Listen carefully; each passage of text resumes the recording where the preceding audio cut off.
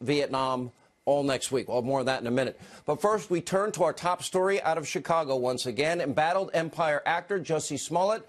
He is still proclaiming his innocence after being formally accused of orchestrating what is an elaborate hate crime hoax and charged with a felony. And Smollett posted Smollett's lawyers, they are correct. He must be assumed innocent. Presumption of innocence before being proven guilty. With that said, the evidence against him as presented by the Chicago police yesterday and others is now overwhelming and, frankly, beginning to border on incontrovertible. And according to prosecutors, Smollett paid these two brothers thousands of dollars to stage a homophobic, racist assault against the actor on the streets of Chicago using a noose, bleach, all while wearing red MAGA hats, Make America Great Again hats, and ski masks. Both of those individuals have been testifying both before the grand jury and to the police against Smollett. And as you can see right there, that video, evidence shows that pair buying the items used allegedly in the assault. Surveillance also shows the brothers' arrival at the scene of the incident. Phone records indicate Smollett called the brothers both before and right after this staged attack, and text exchanges spell out how Smollett solicited their help. And perhaps the most damning and most puzzling piece of evidence, he paid the accomplices with a check, kind of a.k.a. Jerry Springer. Now, naturally, the spin has already started. Smollett allegedly is trying to tell the police he had an untreated drug problem. Texts indicate that, in fact, the actor may have purchased the party drug known as Molly or ecstasy from one of the brothers involved in this hoax. So is he saying the drugs made him do it, but I didn't do it? Well, except ecstasy or Molly has never been known to cause any hate crime hoax. And meanwhile, Conspiracy TV, MSNBC, they're toting a brand new conspiracy. Maybe the Chicago police are just lying. Take a look. This police department did in 2016 openly, through their union, support Donald Trump. And a lot of this case has been focused on the MAGA statements. So to have a police department that hasn't been as cooperative as they have been this round, do not openly give information, do openly lie and mishold information in cases, and then to know that they are have openly supported Donald Trump in the 2016 election, a lot of activists on the ground are saying, wait, what's going on here? Who do we believe out of these two suspect people?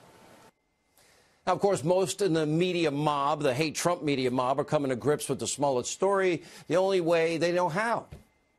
Blame Trump some more. Everything's Trump's fault. The dog bites, the bee stings. If you're feeling sad, it's Trump's fault.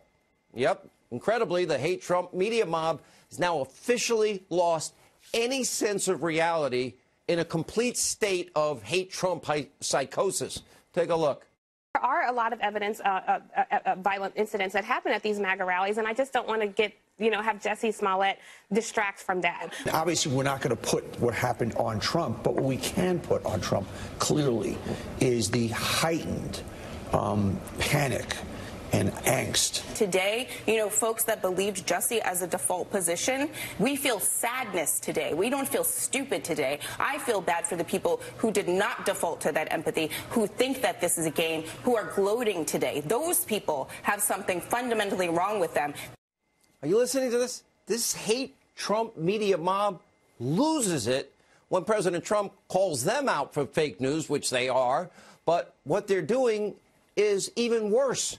They continually rush to judgment. It's always guilt by accusation, but only if you're a Republican or a conservative. Pushing blatantly false stories, conspiracy theories, impugning the character of millions of Americans, now even teenagers, that may wear a MAGA hat. Why? To push their favorite narrative. Every second, minute, hour of every 24-hour day, every week, month, year. Trump's evil. His supporters are evil. And they are morally superior. This is why fake victimhood is on the rise. Now, attention-seeking Trump haters know that they will garner sympathy almost immediately and fame from the media because it advances their narrative, all while impugning the character of Trump supporters in the process. And so in the era of Trump, we see hoax after hoax after hoax. Very little reporting on it. Remember racist graffiti on a building at Eastern Michigan University, staged by a former student. A woman in New York saying that Oh, a group of pro-Trump teens vandalized her car while yelling Trump 2016. Turned out she vandalized her own car. Homophobic slurs spray painted on the side of an Indiana church by the church organ player. Look at the side of your screen. Fake hate crimes are far too common in this country. And time again, this media mob and Democrats, if it fits their agenda, they buy these stories hook, line, sinker, constantly rushing to judgment. And by the way, they hold up each eventual hoax as a shining example of why Trump supporters are horrible people. And remember, we're the smelly Walmart people, the irredeemable deplorables. We cling to our God, Bibles, guns, and religion. And in doing so, they ruin the reputation and, in some cases, the lives of very good, honorable, decent people. And when the truth is revealed, crickets. They just move on to the next fake news story. No apologies, no accountability, no mea culpa, no nothing. This is what happened in the case of Richard Jewell. Remember, I thought it was so bad in 1996. The media mob there accused him of being Lin Wood. He found some justice, thankfully, for his client through the civil court system. But Jewell has since passed away at a really young age. I believe, and so does Lin Wood, that the stress of all of that helped contribute to his heart condition. And what the media put him through was pure hell. Lin Wood now representing Covington High School student Nicholas Sandmann, who was the latest victim, a 16-year-old kid now, of the mob's politically motivated anti-Trump rush to judgment.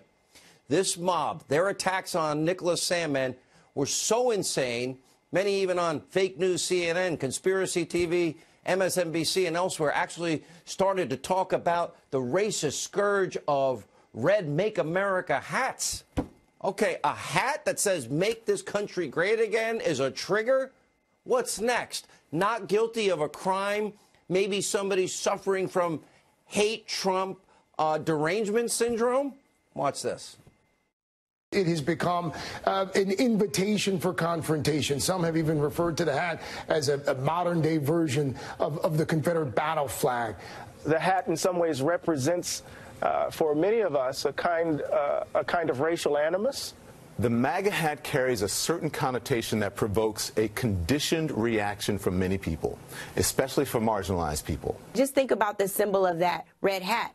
When I see the Make America Great Again hat now, Chris, I am triggered. A red Make America Great Again hat caused me to do these things. And all these hate Trump media blaming a fake hate crime on a hat. Actually, hate crimes are going totally unreported.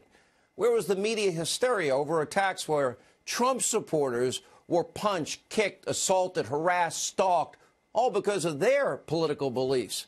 Don Lemon, have you ever covered that? Robin Roberts? Anyone else in the hate Trump media? You talk about the rise in the far left hatred or obsess about the physical attacks on people merely wearing a red MAGA hat? Why? How many of these people support Black Lives Matter? What do we want dead cops? What do we want them now? Pigs in a blanket, fry them like bacon. Free media, silence. No rushing to judgment here. In fact, pretty much no coverage at all. But what else should we expect from a mainstream media that is actively working on behalf of the Democratic Party? First, to stop Donald Trump from ever becoming president. But now they want to impugn the character of millions of Americans that support the president, that like the success in our economy, that like the 5.3 million new jobs. We'll have a lot more on this coming up. But first, a quick update on our Hannity watch of Mueller's witch hunt. The probe is reportedly now in its final stages. There were earlier reports this week that it would wrap up and the report would be delivered to the DOJ next week. But according to a great new article from Kimberly Strassel, look at this. Democrats are anticipating a huge letdown with no collusion literally written on the wall at this point. Conspiracy theorist, House Intel Committee chair, biggest liar in Congress, and I can prove it, Adam Schiff, he's plotting his backup plan. I'm sure the media will follow suit, and it's something that we have warned about for months. That means nonstop, never-ending, endless, frivolous, expensive, pointless investigations on the same topic and President Trump and his family and anybody associated with him. They know they'll find nothing, but it gives Democrats a venue to continue what has been 2 years of never-ending smear and slander and innuendo and conspiracy theories and character assassination of Donald Trump and anybody that likes him. Gives Schiff an excuse to do his favorite activity, lie to you, we the people. All right, joining us now, we have a lot to get to tonight. The author of the book, The Case Against the Democratic House Impeaching Trump, Harvard Professor Alan Dershowitz, and also Fox News correspondent at large, Geraldo Rivera. You know, Geraldo, you were so passionate last night and you reminded me of the police superintendent. I said last night, I thought that was the best news conference I watched in my career. He was so good in describing the impact when people lie. First of all, I'm honored to be on with two of my best friends, you and Professor Dershowitz. It's an honor. I thought that the police superintendent in Chicago, Eddie Johnson, saved the reputation of the city, the sane voice to the partisans on both sides in this troubling issue.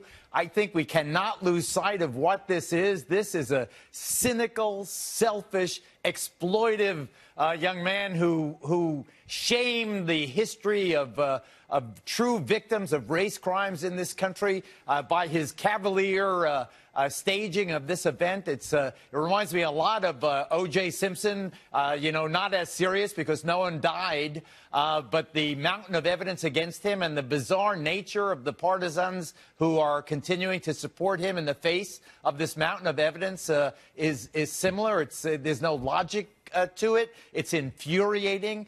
Smollett is going to get his just desserts. I think that people will abandon him eventually, but it is pretty clear from the evidence as we know it that this man sought to exploit the racial tensions in this country for his own financial gain. It's disgusting. It's low down and dirty.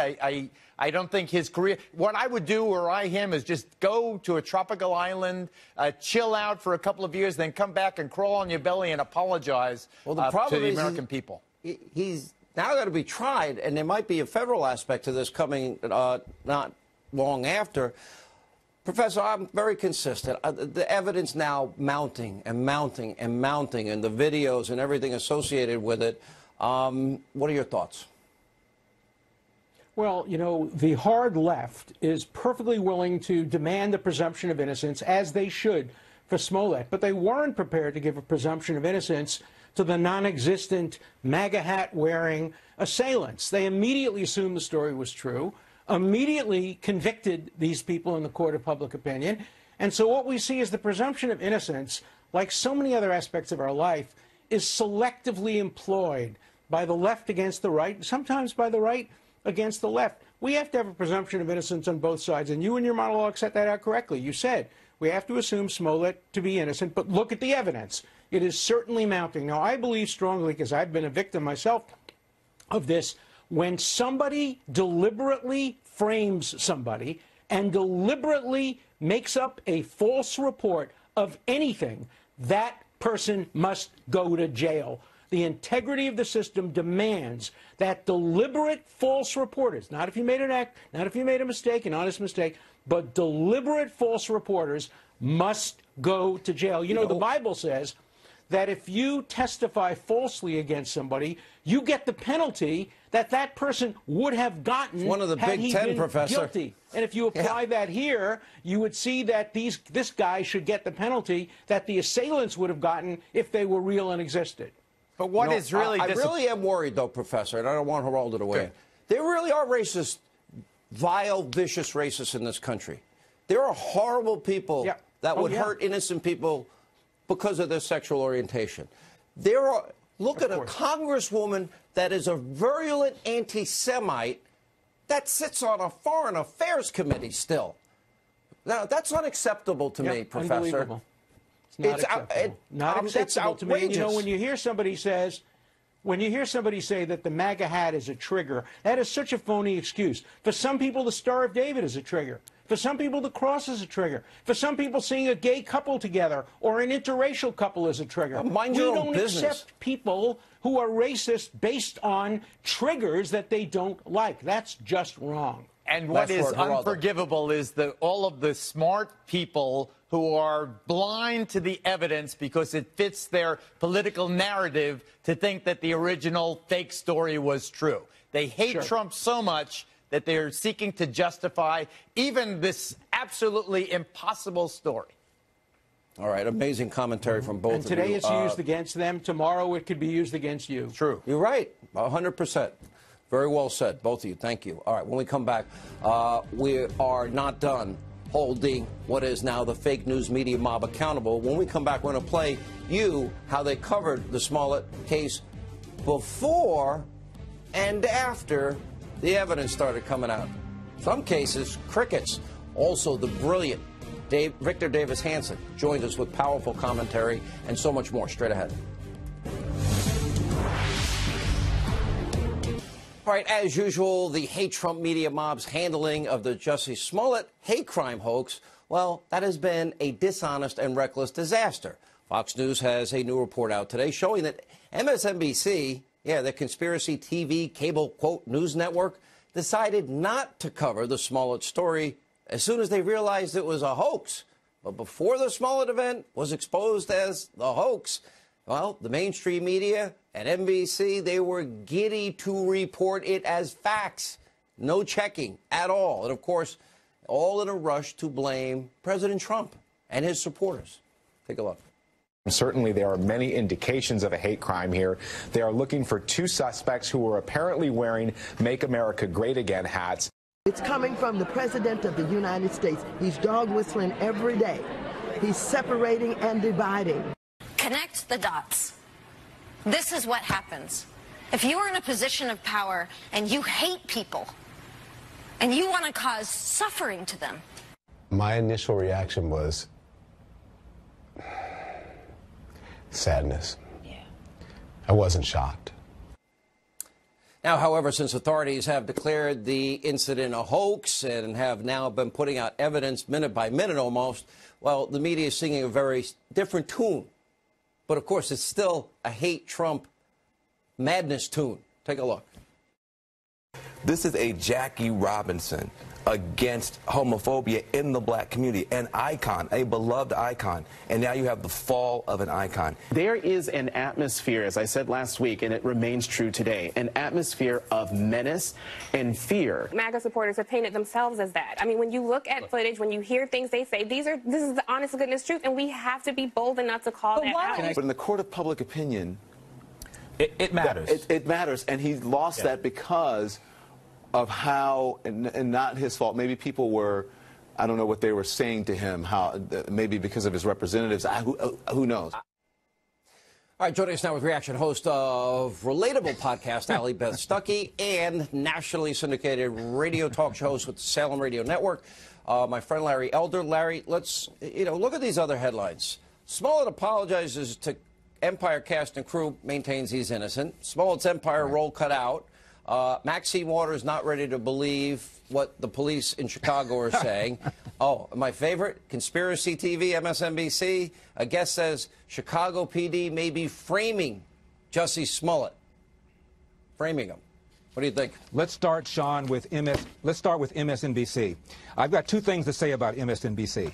Al Sharpton.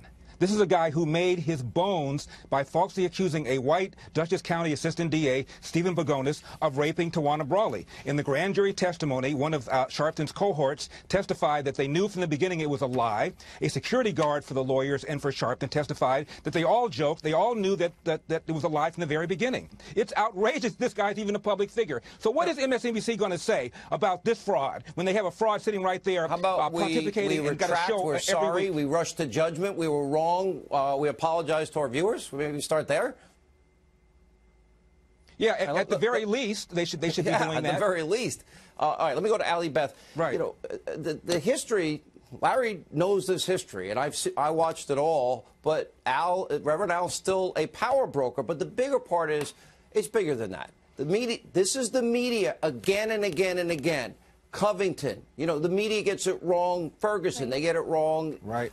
Cambridge Police, they get it wrong. In Baltimore, they get it wrong. They don't vet Obama. They don't tell 8 years later how bad he did. They're obsessed and with a compulsion that's bordering on psychotic to hate this president and even the Russia collusion lies they tell every day. Right. Well, you just heard why in that montage. They're so insulated by their own self-righteousness that they're not able to see reality. They're not able to judge things rightly. They don't even understand the problem or what they did in the beginning, whether it was Covington or this, assuming that white people who wear red hats, the red hats in particular, are in the wrong, no matter what the facts are. They're so quick to check their boxes of intersectionality to say these people who support Trump are bad. Of course, they're going to do this. That they're unwilling to take a step back and say, okay, what is actually true? It's the AOC standard that she has set for the left that the media have really been following for a long time on the left, which is it's okay if you're not factually correct as long as you're morally right. And that's what we see them doubling down on today and in the past couple of days, saying, okay, we might not have gotten the facts right, but at least we're morally right. Here's the bigger picture. Trump supporters are still bad. And that's what makes me sad. Yeah, you know, Larry, I like Don Lemon. I met him personally. We disagree politically, but he said that Smollett is going to make me eat. I'm going to be eating Smollett's lunch. Now he's saying, if you're guilty, confess, throw yourself on the mercy of the court. Doesn't sound like I'm going to be eating any lunch anytime soon. No, and Sean, there was a host of People TV who said, I was praying and hoping this day would never come, meaning the day that that Jussie Smollett is exposed as a fraud. So she would rather believe that there are two Trump-supporting goons patrolling the streets of Chicago, armed with bleach and nooses, looking for gay and black guys to beat up because they don't like Trump. She would rather believe that than to believe this guy lied. That's sick. It really is. Yeah. Last word, Ali. It really. And dangerous, and the public consumes this garbage. And you know what? You know, this is such a disservice to the American people, and they get away with it time after time, although their credibility's shot. Ali Beth. Absolutely. And, you know, we hear from the left. I heard on CNN today about empathy, that we should be feeling empathy for him. Well, I'm feeling empathy for victims of actual crimes that are now not going to be believed. They're not going to be seen as quite as credible because now we not only have to be skeptical about the facts that are presented to us at the very beginning, but we also have to wonder about people's motives. Are people so inclined to be a victim, to become virtuous, that they're willing to make something up like this? So the empathy that I feel isn't necessarily towards Smollett, who obviously has a lot of issues, but towards the people who aren't going to be taken seriously, even though they deserve to be.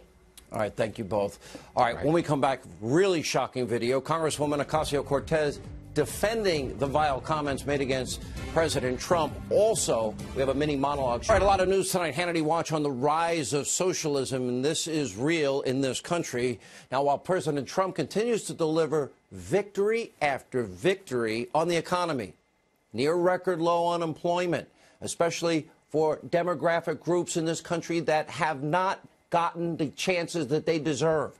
That means record low unemployment, African Americans, Hispanic Americans, Asian Americans, women in the workplace, youth unemployment.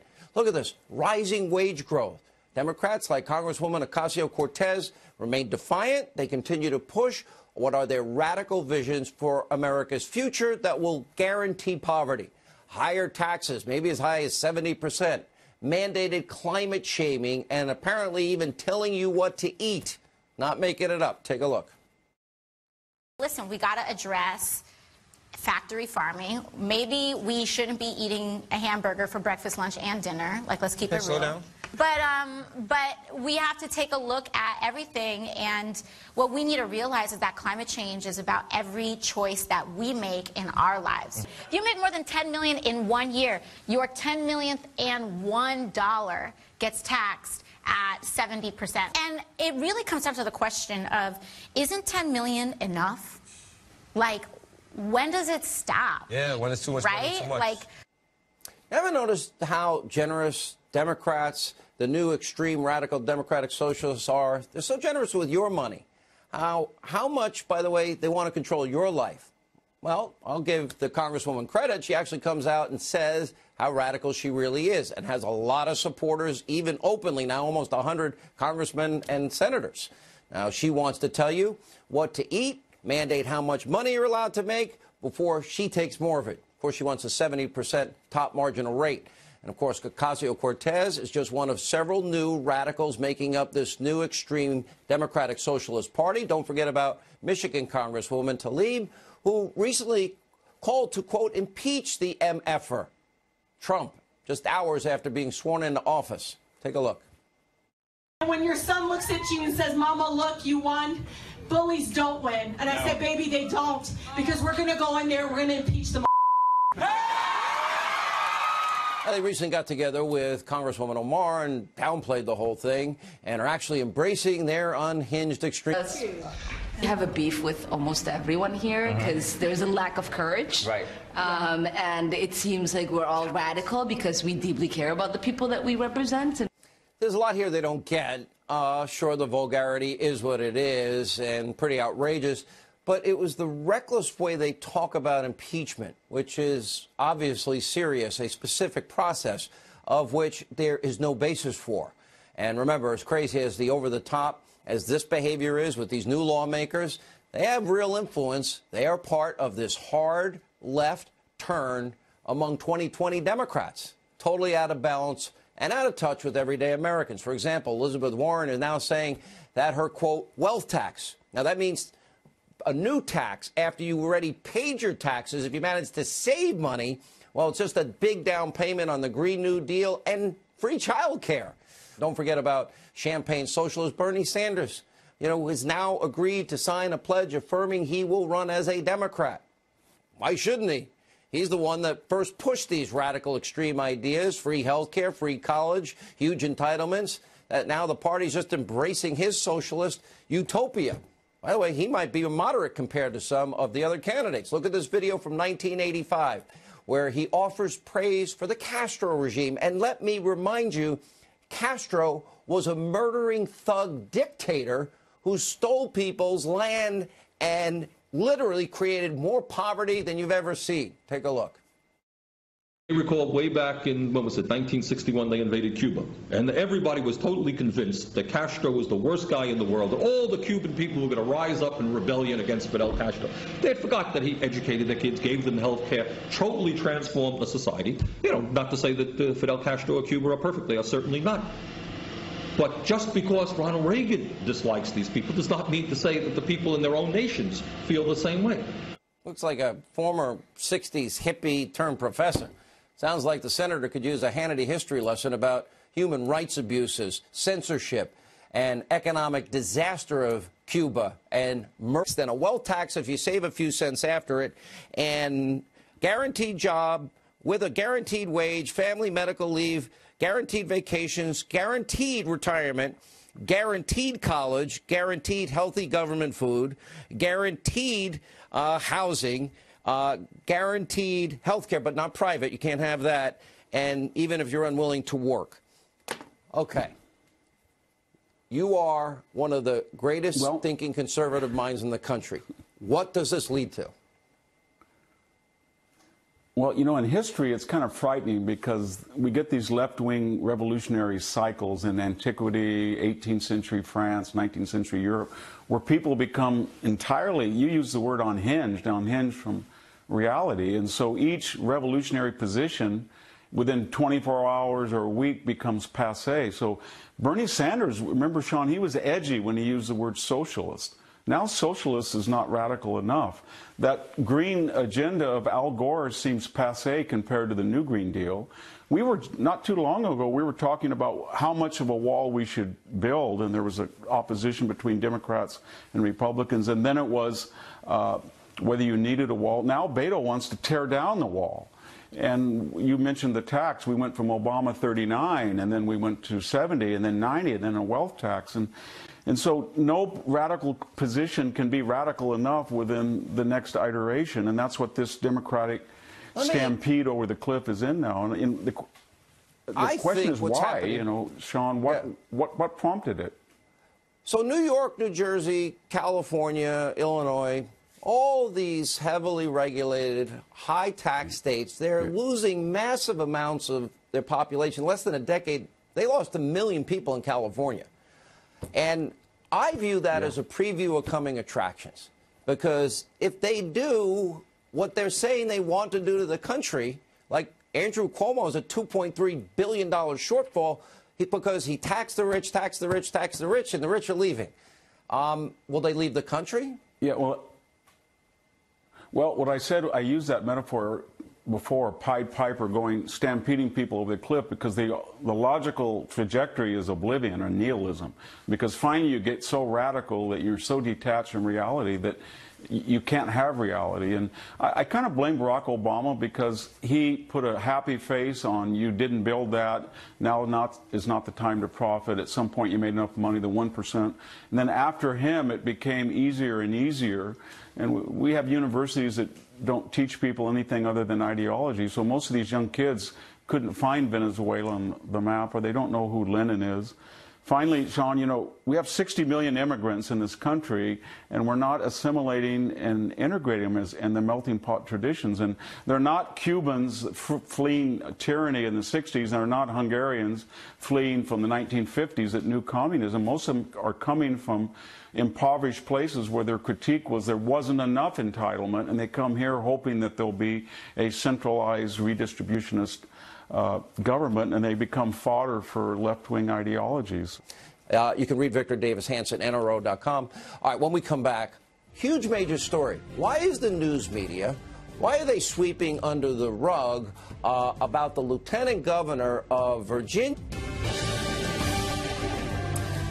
And welcome to Hannity. Again tonight, we have so much breaking news all over the place out of Virginia, Vietnam, the swamp, Washington, D.C., where Mueller's witch hunt will soon officially be over.